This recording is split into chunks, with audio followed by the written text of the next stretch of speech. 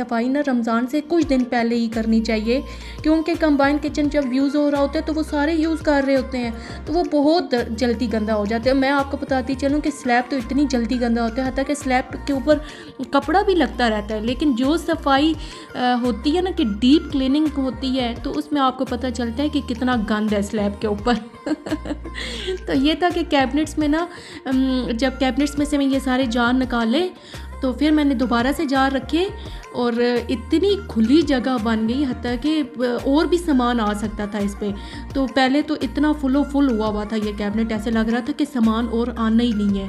लेकिन जब भी किसी भी कैबिनेट की सफाई करो तो इतनी स्पेस मिल जाती है आपको कि आप और भी चीज़ें मिटा सकते हो।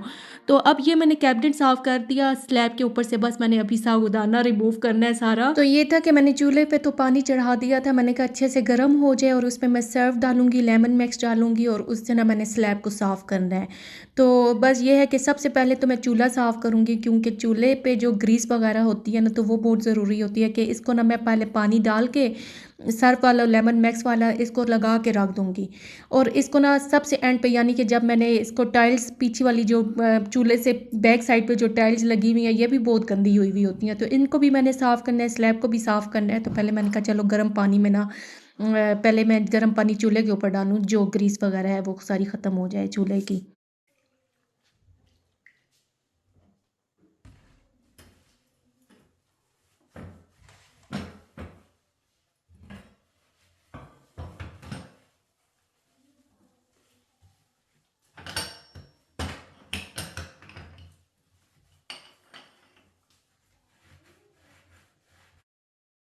बस ये चूल्हे की जो है ना इस पे मैंने सर्फ़ वाला पानी और जो लेमन मैक्स डाला है ना, तो ये बस इसके ऊपर मैं लगा के स्पंज से हल्का-हल्का इसको रब किया तो इसको लगा हुआ, यानी कि 5 से 6 मिनट लगा रहेगा।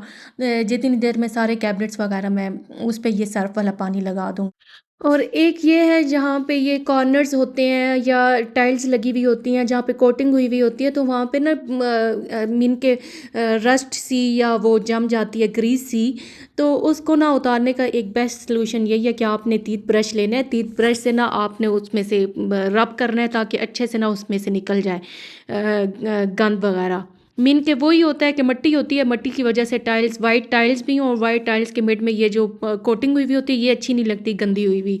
तो इसको ना मैंने इसकी मदद से, तीत ब्रश की मदद से मैंने साफ़ कर लिया है।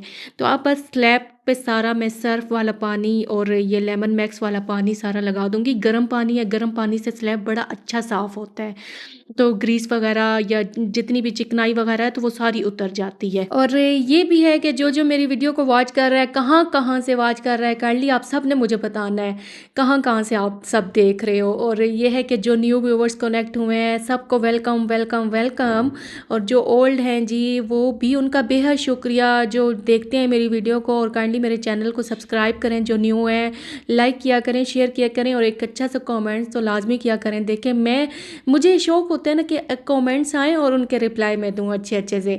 तो ये है कि अब मैंने सारे कैबिनेट्स पे ना वो सर्फ वाला पानी लगा दिया है, और ये था कि अब मैंने उसी पानी में ना एक कपड़ा सा डिप किया है और उससे ना मैं सारा स्लैब चूल्हा वगैरह साफ़ कर दूँगी। और फिर मैं एक कपड़ा लूँगी, बिल्कुल ड्राई कपड़ा लूँगी, यानी कि पहले मैंने स्लैब गर्म पानी में डिप करके कपड़े से साफ़ किया टाइल्स वगैरह, तो फिर मैंने एक ड्राई कपड़ा लिया और उससे ना मैंने ये सारी टाइल्स भी स्लैब भी सारी साफ़ करनी। लेकिन पहले मैंने टाइल साफ़ की हैं, क्योंकि टाइल हैं वाइट और वाइट में ना बहुत जल्दी वो गंदगी सी नज़र आती है।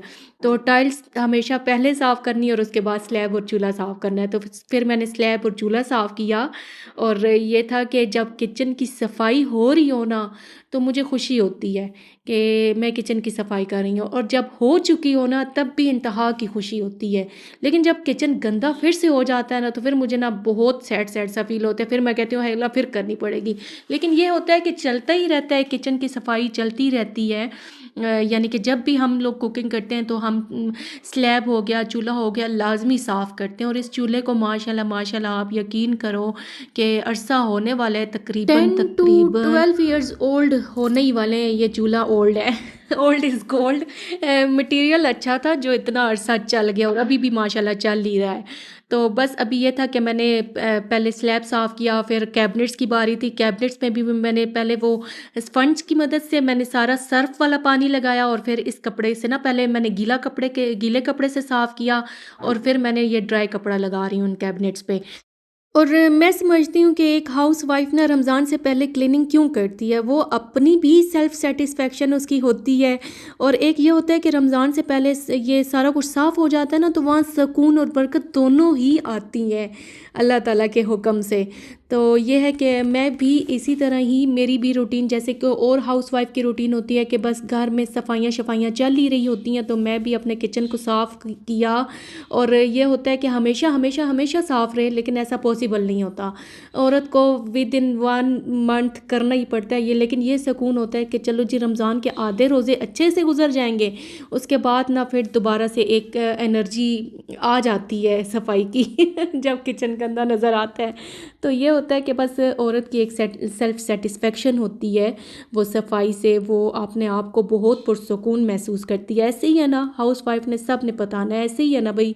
और ये मैं आपको बताती चलूँ कि मैंने झाड़ू पोछा किया और पहले मैं इसको ना मैंने 1 हफ़्ता पहले मैंने इसको धोया।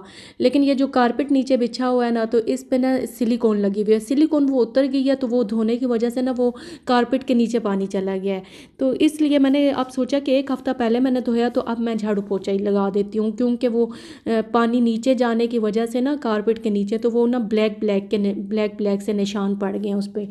तो अब ये है कि कॉर्नर स्लैब जो है ये सेट होने चाहिए, तो इसके लिए ना मैंने एक बास्केट मेरे पास पड़ी हुई थी, वैसे ट्रे होती हैं तो मेरे पास ट्रे थी नहीं, तो मैंने वो बास्केट लेके ना तो उस पे एक डेकोरेशन पीस रखा और साथ में जी नमकदानी और वगैरह वो रखी।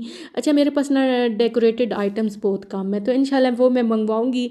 तो मुझे कॉर्नर जो स्लैब होते हैं ना, कॉर्नर वो बड़े अच्छे लगते हैं सेट हुए हुए। तो मेरा तो दिल होता है कि बस किचन ही सेट हो और कोई चीज़ मैं सेट ना करूँ लेकिन ऐसा होता नहीं है, मैं किचन के साथ साथ और भी अपने रूम्स की भी सफाई करती रहती हूँ, लेकिन मेरा फोकस ज़्यादा किचन पे होता है। तो ये है कि ये एक ट्रे थी, इस पे ना मैंने बटर पेपर रखा, बटर पेपर के साथ फिर मैंने इस पे ना ऑयल वाली बॉटल्स की और मीन के ऑलिव ऑयल्स ये वाली चीज़ें रखी जो आ सकती थी इसके ऊपर।